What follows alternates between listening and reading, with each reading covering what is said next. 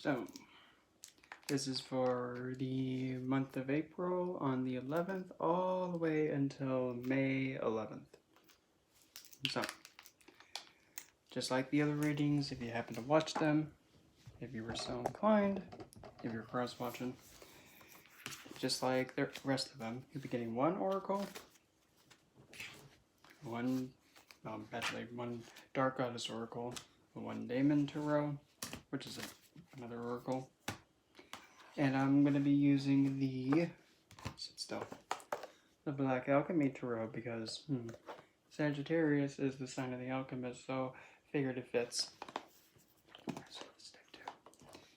And it is also my only gilded one. So yes, it deserves some extra perks for that. And also, funny enough, this deck, if you wanted to really cut someone, you can. Because you have that short. Anyway, as always, this is really intended for a Sagittarius Ascendant or a Sagittarius Rising. If you don't have a Sagittarius Ascendant, or if you don't know, you know you're just a Sagittarius Sun, that's fine too. You can just roll with it. And if you're cross-watching, love you to death, but try your best to avoid doing that. But if it has to be done, fine. Here's our Dark Goddess there. And then now for our... What? I was going to try and say Daemon, but it's like Demon. I just rather just say that and Divine, and there it is. So we have... Wow, these two actually go really good with one another. We have Ingana for health, and she's a primordial. And, what do you know, is actually one of the Lieutenant Divines that's associated with Sagittarius. It is President Bear. How fitting. So now the pull from the the Black Alchemy. Let's see what comes out of this.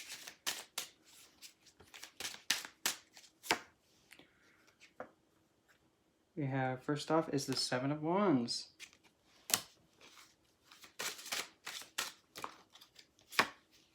Next we have Two of Cups.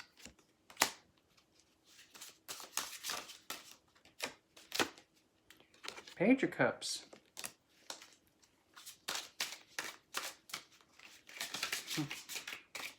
I know you get when you get fire and steam, you get... No, I just ruined that, whatever. Ten of Swords. And the last card to be pulled. Six of Cups.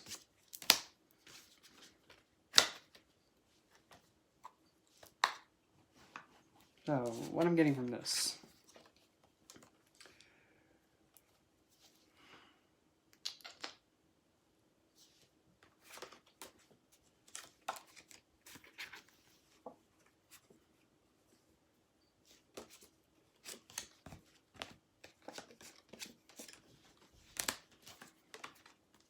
Since these two, especially President Burr, are very phenomenal in regarding doing remedials and healing, and also sciences of health and wellness.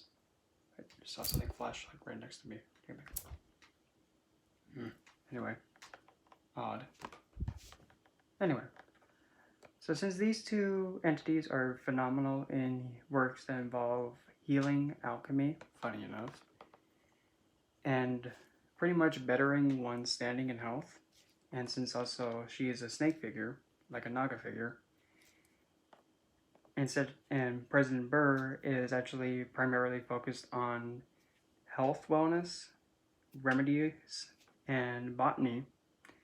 Possibly this could be involving the well-being of mainly I'm getting more for your spiritual and philosophical health.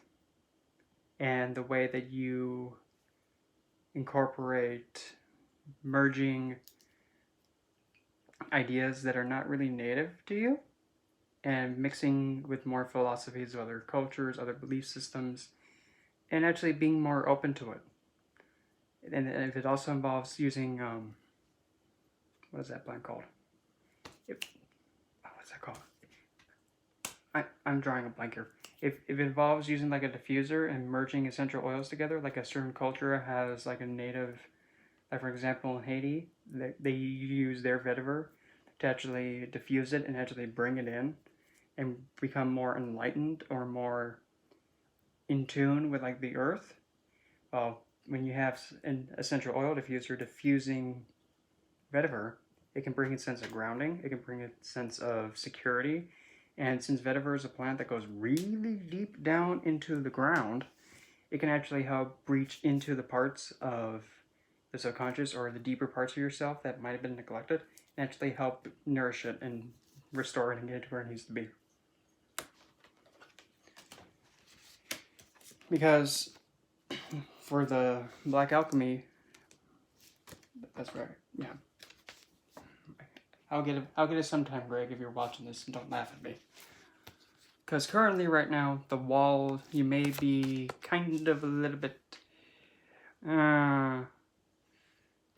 too defensive about the current beliefs or sense of morals or standing you have, by saying you found your belief system and what you're putting your foot down in. But that's actually limiting yourself, and whenever you limit yourself from learning and experiencing new things, you start killing yourself and you start harming yourself because you're not allowing yourself to grow. You're like, kind of like, again, what I said about vetiver.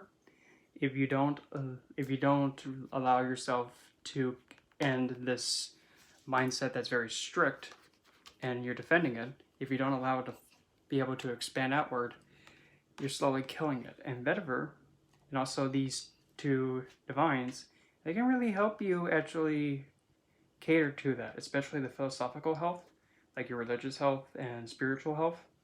Both of these, especially President Bear, he can help you with that and take his help with it. But if you don't allow yourself to actually grow in that mindset, you're going to be killing yourself. You have to allow yourself to be open to other ideas. You don't have to take them and incorporate it, but be open to it, to listen and intake the potential. Because if you do allow yourself to have that give and take and sharing of ideas, what you'll be doing is you'll actually I just love this card so much. You'll actually be quite astonished about how good the connection is.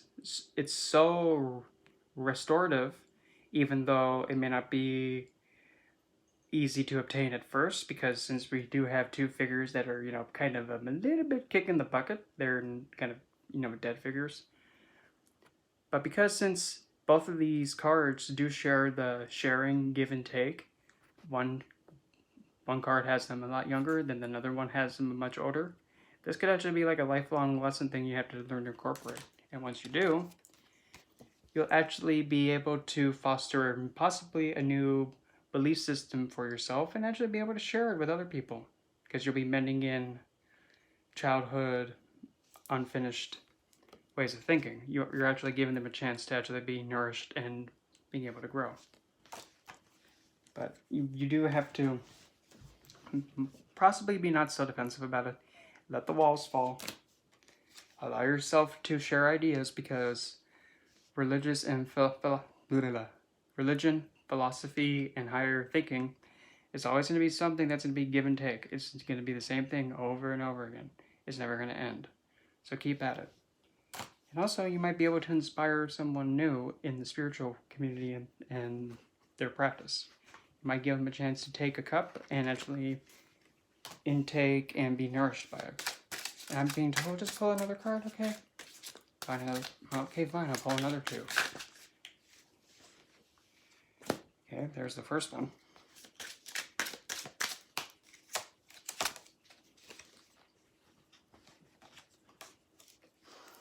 Okay, this is pretty okay. So, the other two that came out were the Two of Wands and the He Who font. But in this depiction, it's a different He Who font. So, you're left with a choice. you have two sticks to grab. You have one stick going towards more in the darker side, and one more being more on the more revealed side. But it's perfectly split down the middle. You have two choices to make. But most definitely, now this Hiku font is different than the common one that I talk about and I put satire with. This one's different. This Hierophant, I'm getting this instead. Because since this figure does have the... I don't want to give wrong kind of information, but because this cross that's on there, this one right there, if I'm correct, I believe that is one of Satanas' symbols, or a left-handed pass symbol. What I'm getting from this, what you should possibly do,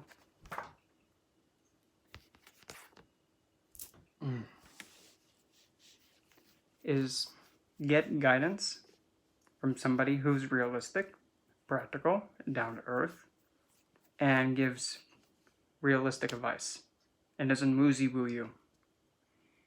Have them help you be able to choose the best option for you.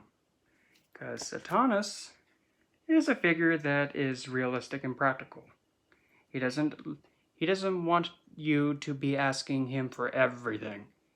Because even though his name translates to adversary, one of the things I like to say, to actually kind of really clarify and make it better, what's an adversary? Okay, an adversary is someone who is an enemy. An adversary is someone who challenges you. And someone who challenges you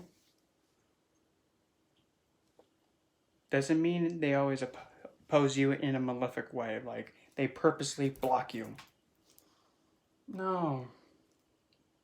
No. Who challenges you? Teacher, parent, mother, father, sibling, guru, even a student, one of your students, challenges you. So, if someone challenges you, are they challenging you because they want you to prove that you know yourself? Do they challenge you because they want to know that you learned the material? Are they challenging you because they want to see how much you've grown? Are they challenging you to actually indirectly motivate you to try harder? Not all challengers are malefic. Not all adversaries are malefic. And not all adversaries are intentionally baneful. Because in this case, with this Hierophant, and I'm getting a strong Satanas pull from this, it's probably a time to actually really test yourself to see how much you're willing to choose what's best for you. And he'll be able to give you good guidance, but you have to understand, he's realistic, practical, and doesn't allow any shenanigans. He's crisp to the point, and that's it. If you're, like for example, if you're running and if you trip and you cut your ankle, and you're bleeding, and then there's a truck coming at you, but you're on the ground going, ah. If you say, oh, Satanas, help me, well, he'll come through and he'll say, get off your ass, get moving, otherwise you're going to get run over. He's not a divine that babies people. He is not. Because he'll tell you exactly how it is and what you need to do now. And to the point. But he gives great guidance and advice. So, maybe this might be an indication to possibly look into the left-handed path, maybe. It might be. To just learn about it. You don't have to incorporate it. Just learn and be more aware of it. Because knowing more and being aware of more is always a gain. And when you invest in your growth, it's always worth it. It's always worth it. And if you're learning about a new belief system and a philosophy, it's always worth it.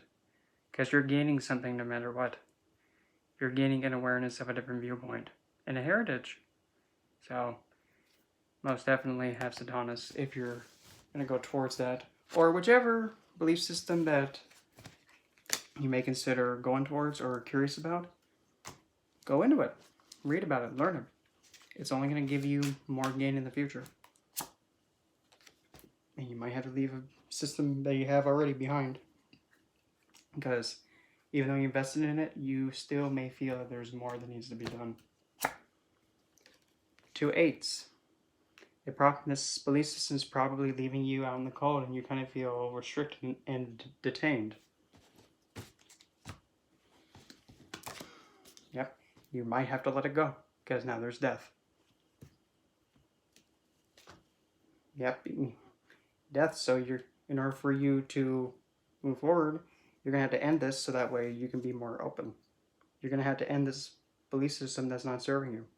Because once you end it, you can actually share more and better views. And you're going to have to be able to exchange it fairly. Because your spiritual health is just as vital as your mental health, emotional health, and physical health. If it's not taken care of, it's going to be just as harmful as if it was a regular physical or mental illness. So please make sure you take care of yourself in that regard. And if you had to break hearts, it is what it is. You have to always focus on your growth first, always. And then we have the topping it all off with the 4 of Pentacles. Your growth is important. Grasp onto it. Don't let it go. Because you come first, always.